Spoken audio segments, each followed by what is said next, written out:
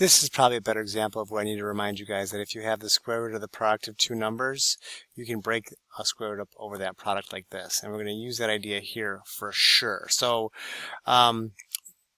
this -3 is just going to carry on down.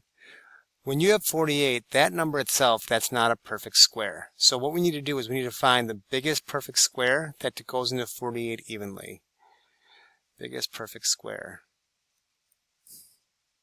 And of course, another way to say that is the biggest perfect square factor of 48. So you're thinking about numbers like 4 and 9 and 16 and 25 and 36. We don't worry about 1 or 0 because they don't help break this number down.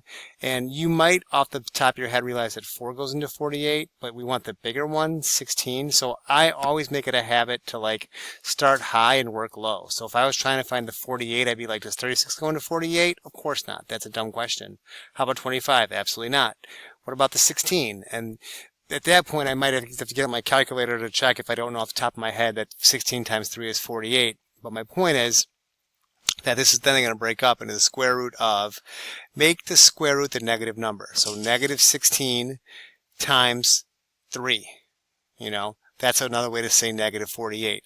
And then the rule always is we can break the square root up over the product. So that's like -3 times the square root of negative 16 times root 3.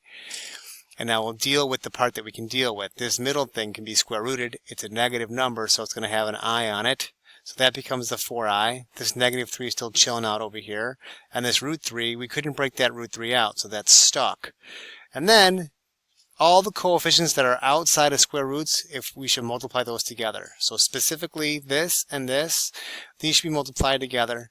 Then it's the I, then it's the root 3, or maybe it's the -12 and then the root 3 and then the I. These are both correct. If Alex tends to have a preference, then follow it, but really it shouldn't technically matter. So hopefully that makes sense. Let me know if you have any questions and I'll be happy to assist.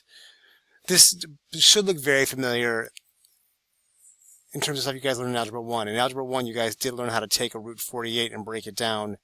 It's just that now we're doing that root 48 and breaking it down, and it's a negative number as well. So we're just going to tack the I on. So that's kind of what's happening here.